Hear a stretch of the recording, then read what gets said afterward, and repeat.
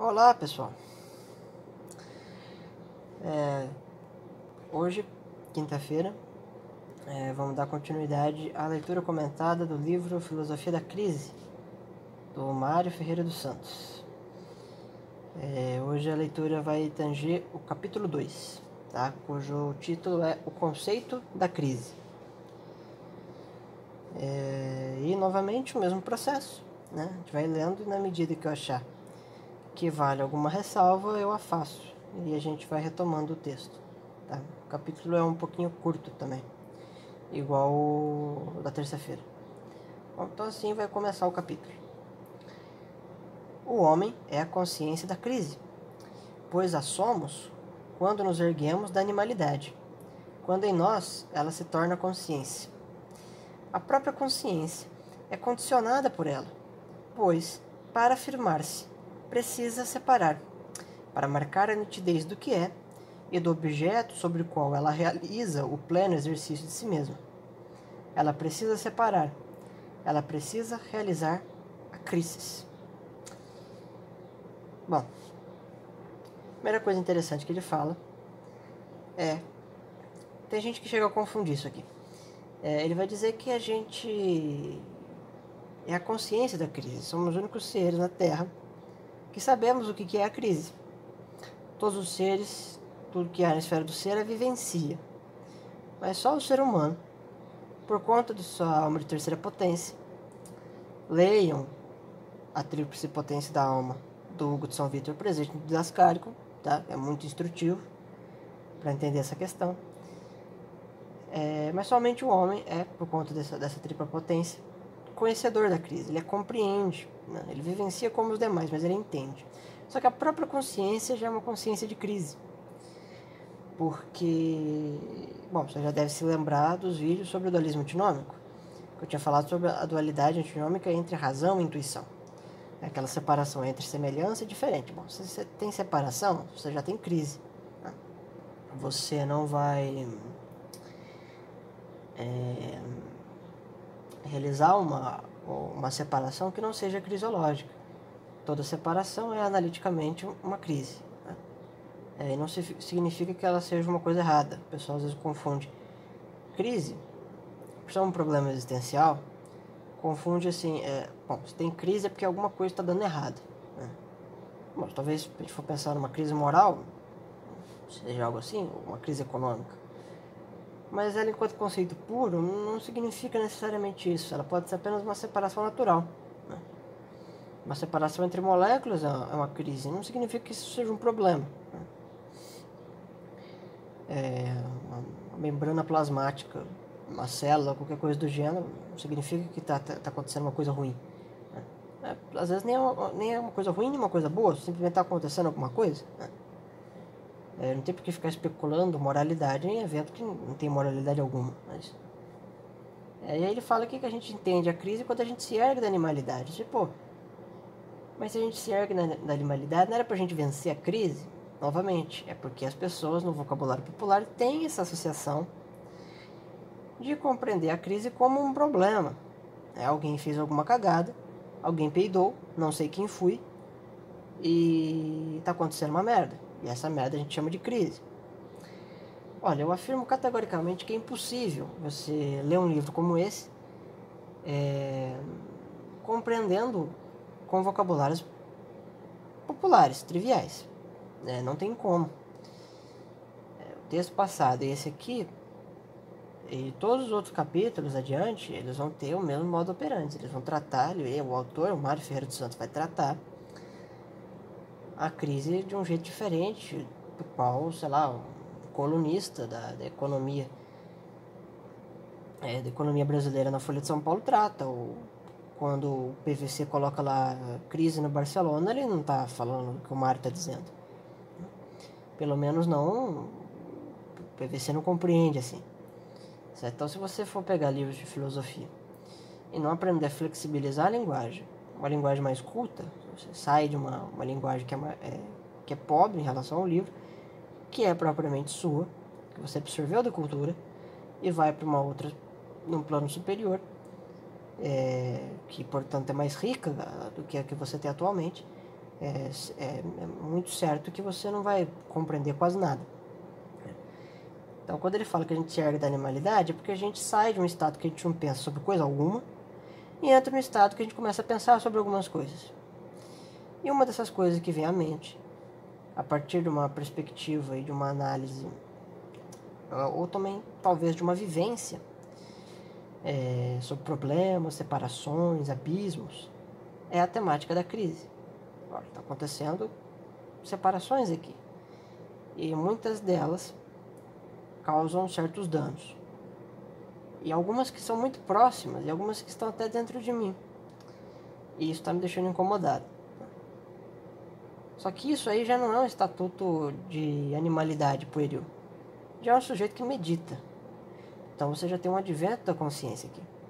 Ela mesmo, como o Mário disse, e os vídeos antigos reforçam isso, também procede por um processo de separação. Mas, pelo amor de Deus, não me vão confundir crise com uma coisa ruim. Às vezes ela é até benéfica em alguma circunstância. Tá? Então, quando o sujeito sai da animalidade, ele sai de um estado inferior, vai para um estado superior de consciência, e aí ele começa a ter compreensão da crise. E assim continua o autor. Quando meditamos sobre ela, um longo caminho se abre a nossos olhos, desafia a nossa argúcia, apela à nossa inteligência, porque há problemas por solucionar, perguntas por responder, dúvidas que não podemos tolerar mais.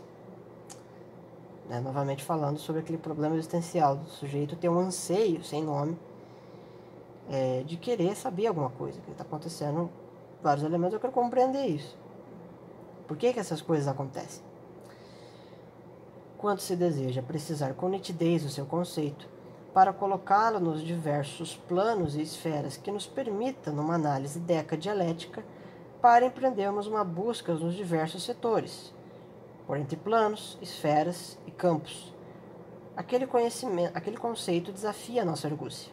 É preciso enfrentá-lo. Aquele evoca a ideia de decadialética, que vocês já devem conhecer, senão volta lá no vídeo sobre decadialética e assiste tudo de novo. Mas não tem nada de especial nesse parágrafo. E assim continua. Que nos diz, que nos aponta esta palavra? De início, uma ação de separar. Em qualquer esfera de nossas investigações se processem, lá encontramos a ação de separar. Na esfera físico-química dos corpos chamados brutos, na esfera biológica dos corpos chamados vivos, na esfera psicológica, lá onde lampeja um psiquismo e brilha um pensamento, na esfera histórico-social, onde há a presença do nosso semelhante. Em toda parte, a separação se instala. Mas não é só a separação, pois como se poderia afirmar a separação sem alguma presença unitiva? Como conseguiria a ação de separar-se se não existisse o que une? Nesse momento, o Mário vai novamente, pela milésima vez, já no segundo capítulo, falar que há crise em tudo quanto é campo, tudo quanto é mote que você for analisar. Ele deu exemplo aqui do biológico, do físico, do histórico e tal. E onde é que você olha a essa necessidade, vamos dizer assim, de criar uma separação? Ora, mas o conceito polar de separação é de união. Então é impossível que só haja separação. Se houve uma separação é porque anteriormente as coisas separadas estavam unidas. Porque você não separa a separação. Você só separa. Separa o quê? A união. Está unido, separa. Depois pode unir de novo, separar outra vez e assim por diante. Então, se tem abismos, é porque outrora teve condensação. Simples assim. E aí ele vem. A ideia de crisis, para os gregos, é a ação que realiza o ato de separar, de escolher, criso.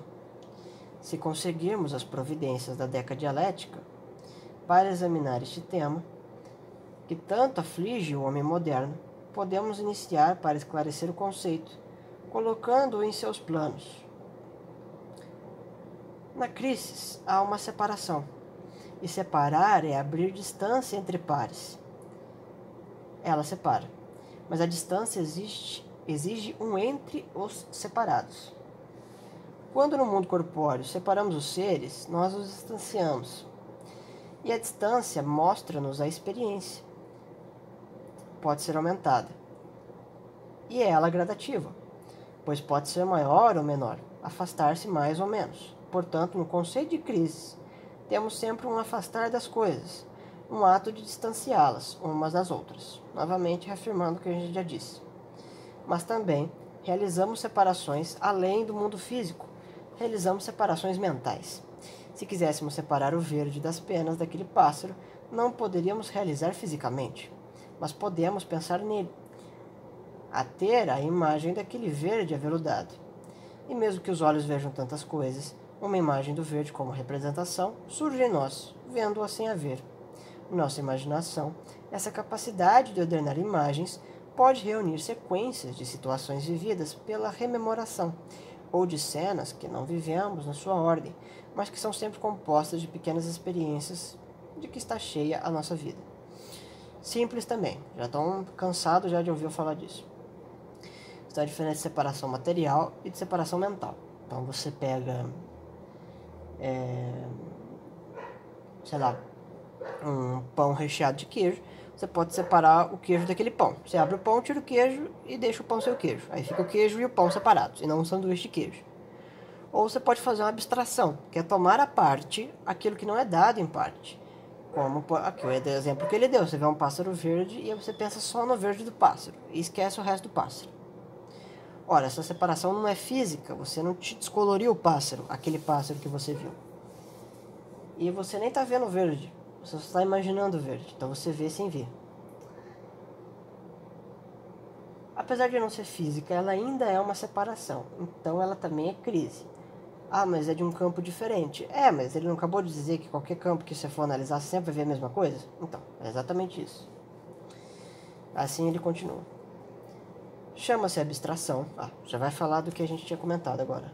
Chama-se abstração o ato de separar no espírito o que não é separável no mundo físico. É ainda crisis. E assim como podemos memorizar o verde daquele pássaro, podemos, numa representação sem imagem, pensar sobre o verde. Não este nem aquele, mas o verde, a forma verde. A forma que separamos de todos os verdes conhecidos, mas que está também nos verdes que os olhos já viram. A formalidade do verde, o conceito de verde, ainda é crisis. Bom, isso aqui é interessante também. Porque a gente não pensa no componente universal, quando a gente faz esse processo abstrativo, reposicionando ou ressignificando no objeto do qual a gente extraiu aquela abstração. Então a gente não abstrai somente o verde daquele pássaro, mas o verde que a gente pensa é verde formalmente. Então não é só verde se e somente se estiver naquele pássaro. Porque, bom, está na nossa mente também, como forma abstrativa, e no entanto é ainda verde. Esse é um dos elementos que ele nos chama atenção. Nesse livro ele não vai fazer isso, nesse aqui. Mas é um dos elementos que ele chama a nossa atenção para a demonstração dos universais ante-rem. Tá? Que quando a gente pensa os universais, a gente nunca pensa, a gente abstrai o universal na coisa, mas a gente nunca, na abstração, amarra o universal naquela coisa. A gente sempre consegue ter acesso a uma significação mais ampla. E essa significação mais ampla, se em algum grau estava contida no ser, é porque ela é anterior a ele. Porque senão ele geraria coisa. Né? Você vê que o pássaro já é verde, não o pássaro que cria o verde e depois se esverdia. Tá entendendo? Continuamos. Bom, outro dia a gente fala sobre o universal. Já até falei, na verdade. Se entre as coisas que separamos fisicamente, estabelecemos distâncias maiores entre elas. Também, estatuímos distâncias em tudo quanto pensamos separadamente. Há uma distância entre a separação física, como há uma distância nas separações mentais. Mas, enquanto as primeiras se dão no tempo e no espaço, podemos medi-las. As mentais não se dão no tempo e no espaço, dão-se em nós, além do espaço, e vencendo até o tempo, porque podemos revertê-la do passado para o presente, colocá-las independentemente da ordem cronológica, vivendo-as num instante que torna presente o pretérito, sem distâncias espaciais tópicas, porque, no mundo das ideias, estas estão implícitas em outras, ou de outras afastadas, sem que estejam aqui ou ali. Novamente falando do universal em terreno. Que é um negócio pitagórico-platônico, ou platônico-pitagórico. E uma ideia que está implicada em outra, podemos ainda separá-la mentalmente, examiná-la, escrevê-la, sem nenhuma separação espacial. Os conceitos eles não têm espacialidade nem temporalidade, então eles não envelhecem e nem ocupam um espaço. Você pode armazená-los quanto a sua memória tancar. E assim funciona o nosso espírito, realizando tais separações, tão diversas das separações do mundo físico. E ainda é crises. E essa crise realiza a crítica, análise das ideias, pela separação de umas das outras. Aquele relojoeiro tem nas mãos um mecanismo prodigioso, que é sempre um encanto para os olhos e para a inteligência. Ele o abre, com o domínio dos dedos, serenamente, e vai separando peça por peça. Ele agora, decomposto em suas partes. Tudo é inerte sob o pano de cor verde claro. No entanto, ainda há pouco, tudo aquilo estava junto, e movia-se num simulacro de vida, e acompanhava o tempo, e o indicava. Movia-se aquelas peças pondo em movimento outras. A maravilha que cantava os olhos da inteligência parece morta agora. E se dali nos afastássemos, certamente levaríamos em nós uma insatisfação. É que aquelas peças, agora separadas, parecem prostrar dentro de nós, solicitando o retorno à unidade que antes formavam. Há em tudo isso um sabor de profanação. E em nós há um apelo a essa ordem que antes dominava, ordem potencial em cada uma daquelas peças, que a mão sábia do relojoeiro poderá novamente reunir. Essa insatisfação acompanhada, a crise. O espírito humano desassocia, separa, afasta, distancia e sente-se insatisfeito. A insatisfação cresce, aumenta, avassala, à proporção que abrimos e alargamos as distâncias. Nesse final de página ele solta uma coisa interessante, porque o relógio, enquanto funciona, enquanto ele tem uma estrutura unitiva, uma unidade, as coisas elas vão funcionando muito bem juntas, dá uma sensação boa nossa. Fala assim, pô, que coisa complexa, bem feita, bem pensada. Quando você separa todas as peças, o encanto já desquebra. Você fala assim, mas não é tão legal do que quando está montado. Eu prefiro que esteja montado do que desmontado assim. Tipo, é legal ver as pecinhas soltas, mas elas não estão fazendo merda nenhuma. Mais pra frente, no capítulo da Ontologia da Crise, ele vai dizer que há um ímpeto em nós, não só de vivenciar a crise, mas também de enfrentá-la. Ele chegou a dar um prelúdio disso no capítulo passado. Nesses dois aqui ele não vai aprofundar isso, mas mais pra frente a gente vai ter a oportunidade de ver isso melhor. E ele continua, por isso, vivendo a crise, estamos insatisfeitos. Se separamos as coisas fisicamente uma das outras, alargando as distâncias, sentimos que entre elas se estabelece um entre, que aumenta a proporção que as distanciamos. Mas que é esse entre? Dizemos que se intercala em uma coisa distanciada de outra, um espaço. Um espaço que aumenta ou diminui, mas o espaço em si mesmo não aumenta nem diminui. O que aumenta e diminui é a distância no espaço. Não é a distância um nada, é um ser relacional, que se forma pela referência dos dois termos separados. E há uma distância entre todos os corpos, porque todos se separam. As unidades formadas distanciam-se, mais ou menos, uma das outras. E essa distância não é um nada, porque é alguma coisa. E porque é alguma coisa, tem um ser, e é um ser. Mas também são seres os termos que se distanciam. E o que há entre eles? Uma distância que aumenta ou diminui. Mas o espaço compreendido é apenas vazio. Se despojássemos o mundo de todas as coisas corpóreas, restaria apenas um grande vazio.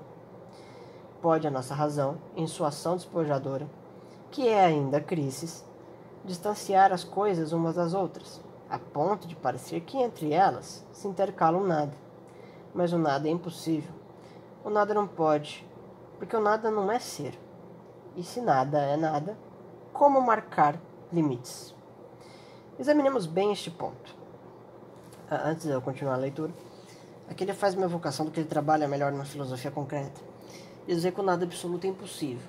Então qualquer coisa que esteja na esfera do ser é um ser. É um ser em exercício, é um ser potencial, não interessa. Todas as coisas que estão no pleno exercício de ser são ser. Isso aqui com esse raciocínio ele prova pelo menos uns 380 conceitos metafísicos, assim, que os caras quebraram o crânio uns 200 anos atrás. Porque não sabia da onde é que os caras tinham tirado isso na antiguidade. Tava bem claro para os caras mais antigos, mas o pessoal mais novo não estava. E o Mário vem numa época de turbulência desses assuntos, sem ser conhecido por ninguém, e já chuta o balde com um negócio desse, que não tem objeção decente para se fazer uma coisa a esse respeito. Tá? Eu sinto muito aí pros ceticistas de plantão, mas às vezes lidar com a verdade não é uma situação confortável. O que ele está dizendo é o seguinte: entre um objeto A e um objeto B, você tem uma distância. E aí tem duas possibilidades. Primeiramente, ou ela é alguma coisa, ou ela é um nada. Mas pro final da enciclopédia vai ter um treco que o Mário chama de transferência de esquemas. As coisas são esquemas ontológicos. Nesse livro ele vai mencionar esse termo também. E eu vou falar mais disso em momento oportuno. Mas realmente, existe uma espécie na filosofia dele, uma espécie de transmissão de elementos ontológicos. Ou seja, elementos ontológicos eles não se exterminam, nem são exterminados. Eles apenas transitam de estados a estados, de potência para ato, de ato para potência. Ele retroage também, por incrível que pareça. E aí o nada se torna impossível, porque o nada não tem esquemas, então você não consegue transferir esquemas para compreendê-lo. E tudo que há na esfera do ser é uma formação esquematológica. Não tem uma não formação não esquematológica. Elas sempre são estruturadas assim. Então a distância não pode ser um nada. Então ela é um ser. E aí vem as duas outras possibilidades, secundariamente. Que são se é um ser por si, ou se é um ser em outro, um ser abial. Nas próximas páginas ele vai trabalhar com isso. Então, ou ela é uma entidade que fica transitando e conectando dois elementos, tipo A e B, ou ela é um ser relacional, como ele falou aqui. Então já deu um spoiler. Que ela só existe enquanto tem A e B, mas a partir de que tem A e B em uma certa distância ela existe, então ela é um modal. Só que o modal ainda tem uma composição ontológica, então ele não é um puro nada. Alguma coisa ele é. Bom, vamos voltar para a leitura. Quando vemos as coisas do nosso mundo exterior, notamos que elas marcam fronteiras mais ou menos nítidas, umas em relação às outras. Esta mesa onde escrevo é uma unidade criada pela mão humana, um artefato, um objeto do mundo da cultura. A madeira, que é de natureza, tomou uma forma que lhe deram a inteligência e a ação humana. É um todo feito pela arte, pela técnica, que é sempre assistida pela inteligência e que dá um outro fim às coisas da natureza. Um ser é da natureza que surge, mas o homem dá-lhe uma figura, dá-lhe uma proporcionalidade intrínseca e extrínseca, destinando a um outro fim, extrínseco ao fim da natureza, e constrói com a marca do seu espírito e de sua habilidade um ser da cultura. O que é proporcionalidade intrínseca? Novamente, leis matéticas. Tem a lei matética dos 5. A lei matética dos 5, forma, eidos, platônico, tá? Mas é só isso, aritmos do Pitágoras. Quando essas coisas transitam pelo mundo cópia, pelo mundo tempo espacial, você tem uma repetição do universal, que já é num grau inferior, porque não chega a ser o universal em terreno, já é o universal em ré, já é o universal na coisa. Por isso que você percebe na coisa, porque se ela não está lá, não tem como você perceber. Essa formazinha, essa cópia da ideia perfeita de mesa, por exemplo, é o que os pitagóricos chamavam de lei de proporcionalidade intrínseca. Ou seja, é um arranjo formal que dá uma identidade para a coisa. E você tem a lei de proporcionalidade extrínseca, onde o arranjo material copia o arranjo formal.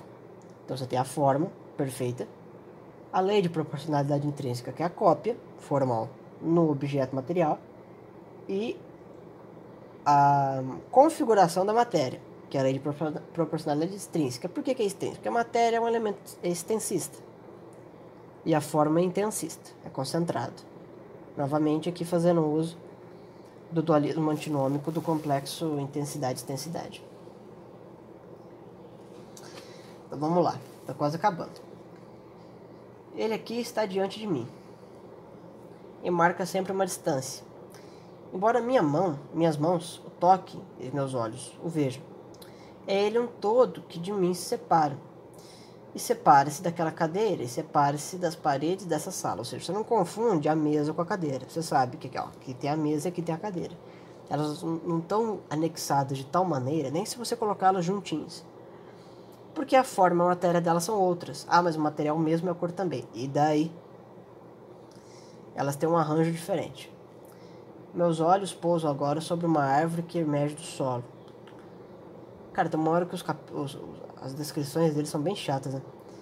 Ela também se separa de mim. E se separa daquele céu azul.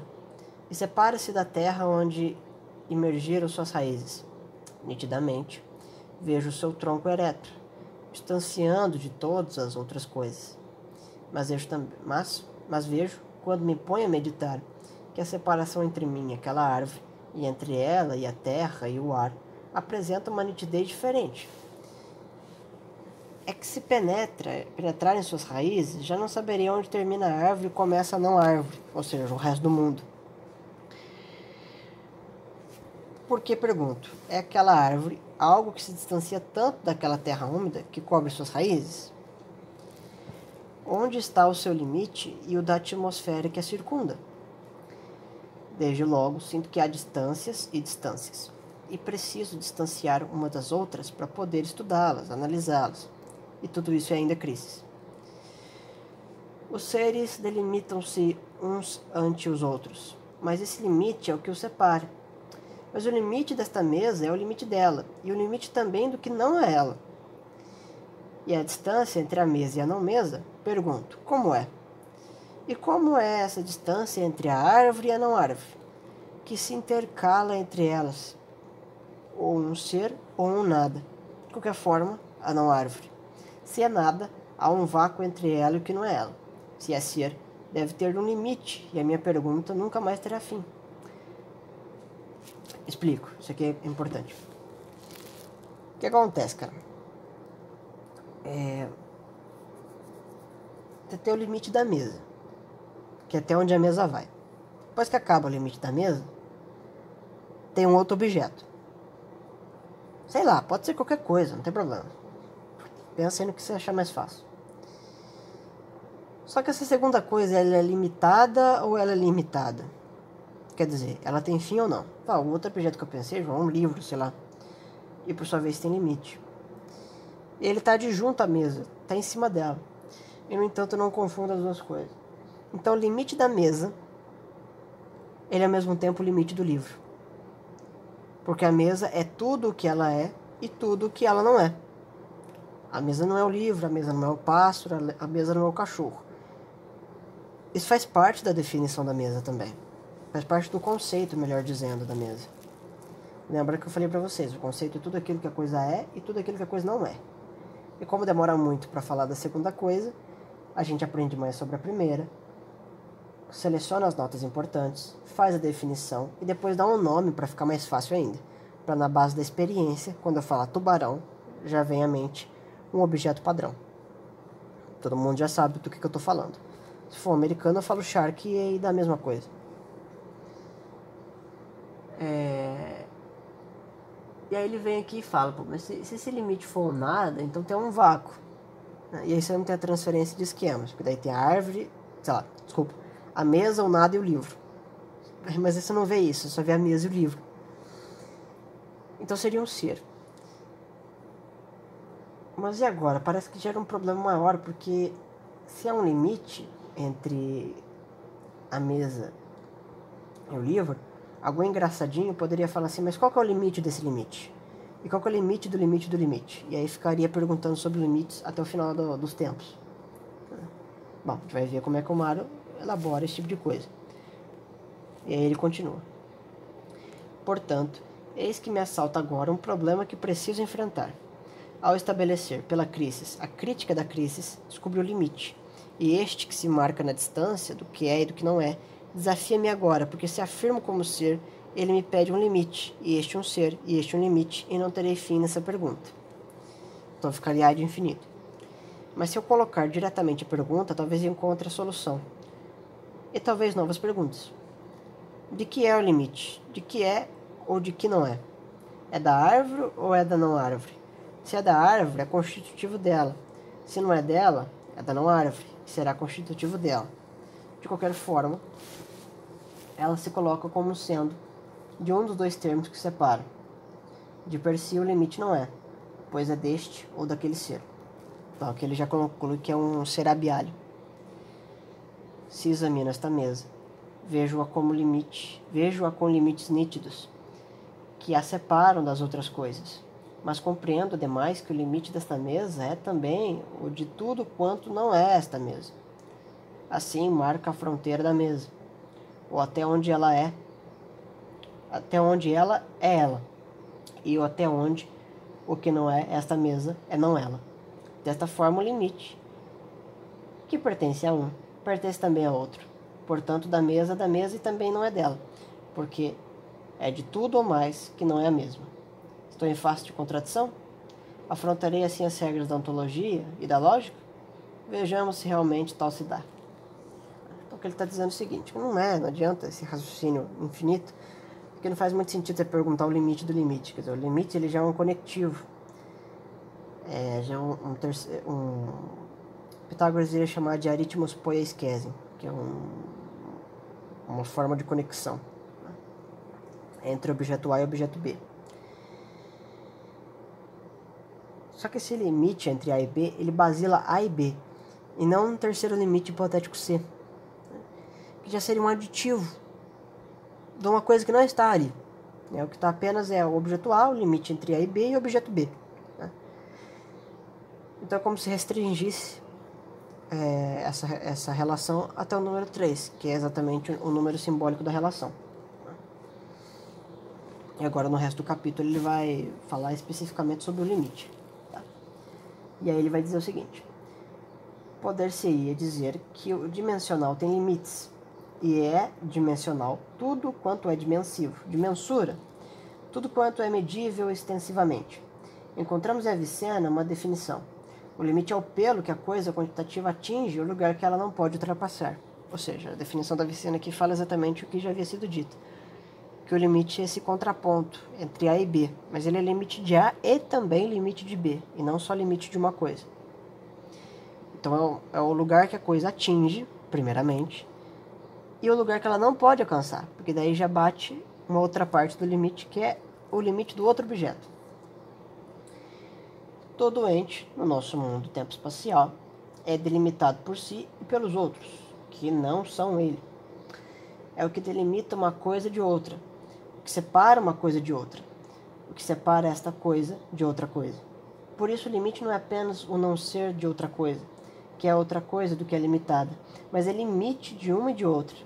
Novamente, falando que o limite de A e B é limite de A e B. Então, onde acaba A, começa B. E isso é o limite, tá? Você não pode falar do limite de A e B como só se fosse de A, nem como se fosse de B. É dos dois juntos. Guarda isso, é dos dois juntos. Desta forma, ambas participam no limite de algo que lhes é comum. Tem um ponto de contato, né, entre A e B, mas que há uma distinção também, porque você não confunde os dois objetos. Nem se for duas mesas, né, para falar, tem a lei de proporcionalidade intrínseca igual. Daí, você consegue separar duas mesas. E elas estão separadas, e você percebe elas separadas. Assim, portanto, o que separa as coisas é tanto de uma como de outra. E como o limite não é um ser em si, mas um ser em outro, as coisas que se limitam têm nele um ponto e que se encontram, porque ele é de uma ante a outra. Da primeira ante a segunda, como da segunda ante a primeira. No limite começa o não ser de uma coisa, mas também aí onde começa o não ser é o termo de ser de outra. E dessa forma o limite é do ser de uma coisa e também é o começo do seu não ser. Ou seja, você faz um desenho, você escreve A, puxa uma setinha e escreve B. Metade dessa setinha você põe A e não B. E na outra metade da setinha você põe B e não A. Ou seja, a parte que corresponde ao limite de A é o limite de A e o limite de não B. E a parte que corresponde ao limite de B é o limite de B e o limite de não A. Então você tem uma dialética no limite também. Como se fosse uma tensão entre eles. Beleza? E tensão separa, e, enfim, isso também é crise. Portanto, o conceito de limite é um conceito dialético. Ó, a gente acabou de falar isso. Pois afirma e nega. Pois afirma um ser e negam, afirmando o outro, que não é ele. Mas não há propriedade, contradição formal, porque o limite de uma coisa é o ponto que indica onde ela termina. E poderia ela terminar senão ali, onde ela mais adiante não seria ela? Neste caso, o limite separa a coisa do que é ela, sem que afirme que a coisa é o que não é ela, mas apenas aponta o que dela se separa. Portanto, o limite é ainda cresce. Novamente, cosmovisão do Mário, gente. Todo existir é um opor-se. Você não entende um ser isolado de todo o restante. Tá certo? E o limite, a distância, é um ponto de contato entre a dialética do próprio ser. Guarda isso. O limite é o ponto de contato da dialética do próprio ser, entre o que é A e o que não é A, entre o que é B e o que é não B. Isso vem junto. Você pode fazer uma abstração mental, mas isso vem junto, ontologicamente e onticamente regido pelas leis matéticas. Mas o limite realiza uma mediação, pois ele se intercala entre o que é alguma coisa aqui e agora e o que não é essa alguma coisa. O limite estabelece assim uma diferença imediata. Por que imediata? Porque a gente intui essa diferença, né? Então a gente não vê o livro e a cadeira assim, e a mesa sem entender o que é as duas coisas, e aí depois, num processo racional, fala, eu acho que eu vi um livro e uma mesa. Não, na hora que você bate o olho, você já sabe que tem uma mesa e tem um livro. Esta coisa é alguma coisa dentro dos seus limites, mas extrinsecamente não é mais nada, porque o limite marcaria o não ser também de uma coisa, o deficiente que lhe falta, pois o que lhe é extrínseco é outro que ela, mas também, para este, ele tem o mesmo significado, pois ele se intercala entre ambas as coisas para apontar uma e a outra que não é ela, e afirma o que elas são. Aqui, uma cessa de ser, e a outra começa a ser. Coincidem assim as coisas separadas no limite, pois nele cada uma deixa de ser o que é, e a cada uma começa a ser o que não é. Ele está onde começa o não ser de cada uma e onde começa o ser de cada uma. Novamente, dialética. É o ponto de fusão de uma contradição, que não nega o princípio fundamental ontológico, mas que afirma também o que recusa, pois negar é sempre um recusar, afirmativo, portanto. Se este ser não tivesse limite, seria naturalmente limitado, e neste caso, não diferiria do outro. Qual que é o fundamento ontológico que ele está citando? Lei matética do 2, princípio de oposição.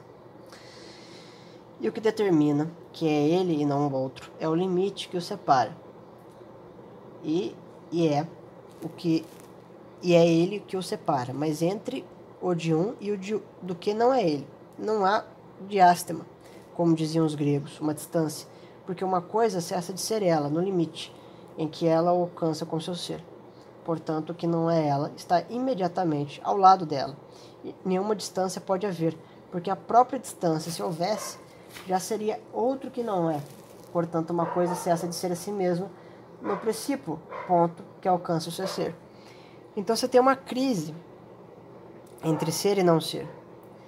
Mas ao mesmo tempo, o limite, na medida em que ele serve como um fator de distanciamento, ele também serve como um fator de união. Porque você não tem assim o limite de A, o nada, limite de B. É limite de A e limite de B. Então está coactado. Então não chega a ser um puro nada. É isso que ele está querendo dizer. Não é o limite que nos permite dizer o que uma coisa é. E sem os limites, como poderíamos distinguir os seres? E se cada coisa é o que é, por seu limite, é também por ela que ela deixa de ser outra. Ela afirma e também lhe barra um além, porque ele nega um além, que ele também afirma. E a forma também não limita as coisas? Não é só o limite da figura que as delimita, mas também a forma a limita pela sua razão formal. Então só não é uma limitação extrínseca, né? mas também intrínseca, porque também está falando da forma da coisa. A forma de mesa é diferente da forma de livro. O homem é delimitado pela forma humana, pela razão extrínseca do ser homem.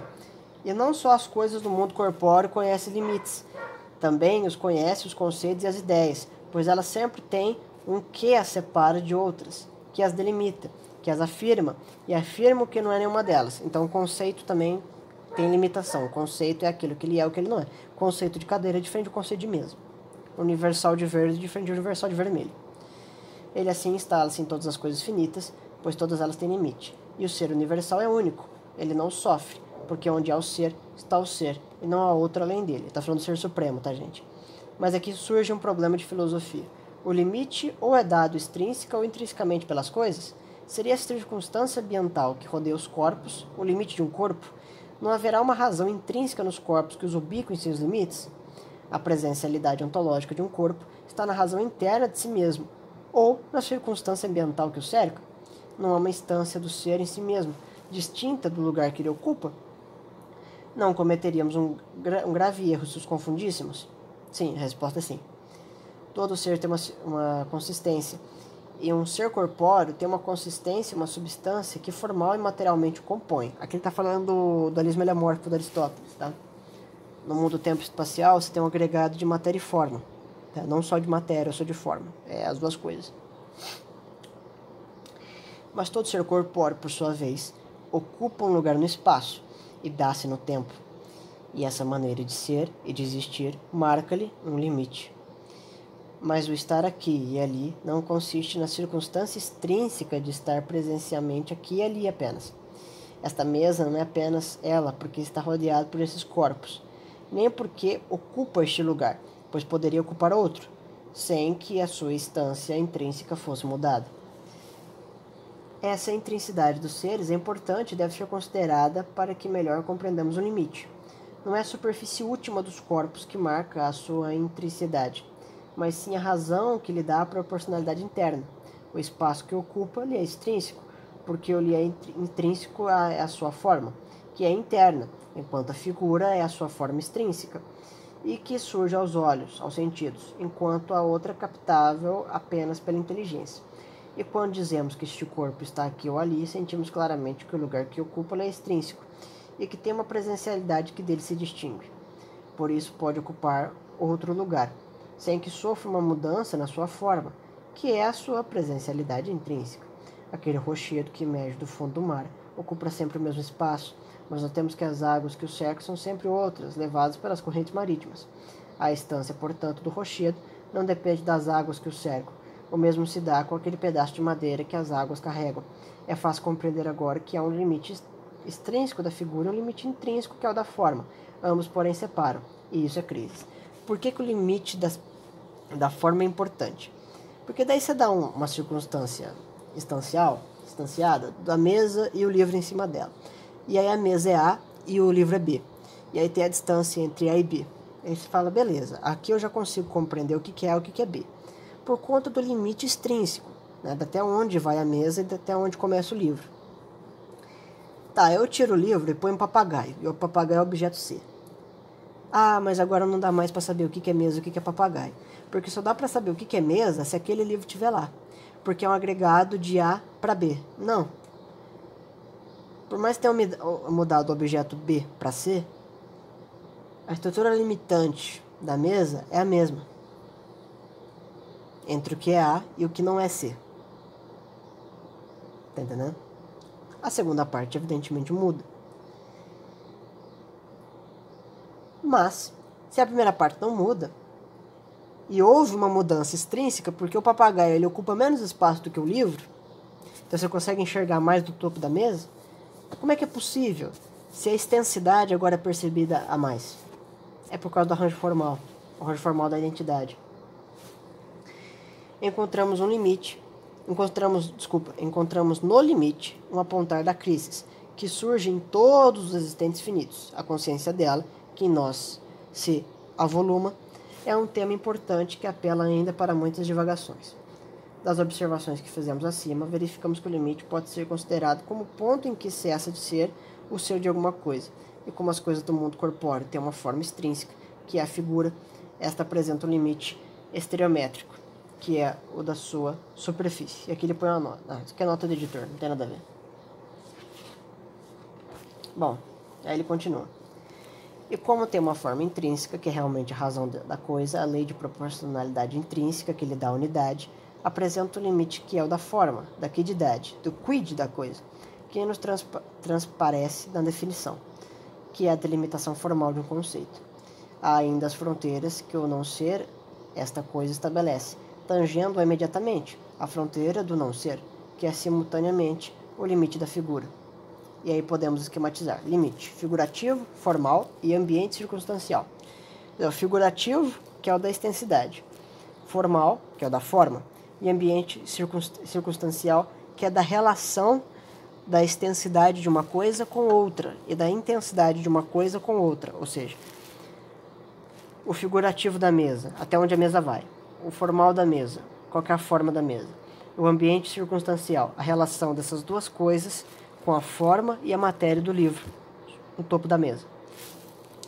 Quando nossos olhos se pousam sobre as coisas que de nós se distanciam, algo do mistério do mundo parece querer revelar-se. Aquele quadro cercado pela moldura, preso àquela parede imóvel, imobilizado, sem um protesto, dá a impressão de amargura de quem aceita seu destino. Antropomorfizamos as coisas, que queiramos ou não. Mas nesse antropomorfismo não há uma violência feita às coisas, porque, no nosso sentir, há uma profunda analogia entre a nossa afetividade, o nosso perscrutar as coisas e o que as coisas são.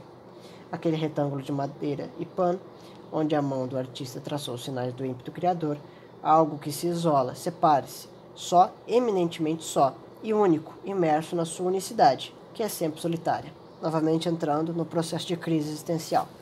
É que você vai separando as coisas, elas vão ficando sozinhas. Até onticamente. E aí já faz uma analogia entre a dor da psique solitária e a solidão das coisas mesmo.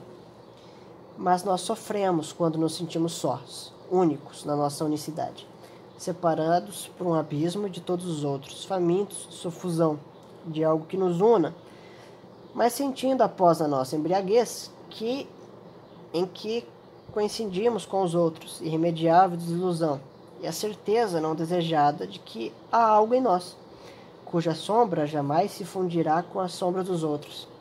Há sempre um outro, e nós temos consciência desse limite. As coisas também sofrem dos seus limites, mas caladas, intrinsecamente caladas, silenciosas até ante si mesmas, porque nelas não há um eu que prescrute a si mesmo. Nelas há o silêncio, tremendo e inelutável silêncio, mas nós o ouvimos, porque se elas calam intrinsecamente, falam contudo uma linguagem que nos toca o coração. E a crise se agrava se aceitarmos essa separação como irremediável, um abismo insuplantável, traçado entre nós e os outros. E não podemos negar que sentimos que se pudéssemos vencer essa separação, algo em nós se iluminaria. Um quarto limite foi traçado aqui, além dos três primeiros. É o limite da individualidade. Cada coisa que se individualiza é de por si um limitar-se a si mesmo ante o outro. A incomunicabilidade de sua unicidade, que apenas formalmente e por analogias afetivas podemos captar, é um limite que traça a si mesmo e aos outros, mas as coisas ignoram essa situação. Em nós, porém, ela se torna consciência, porque em nós agravamos as distâncias, e a crise é mais profunda. Ele adiciona um quarto limite, além do figurativo, formal e ambiente circunstancial, que é o limite de individualidade. O que é o limite de individualidade? É o que na metafísica pitagórica é a lei de proporção. Quer dizer, esse limite entre as coisas, ele é proporcionado. Então você tem uma noção de indivíduo, tá?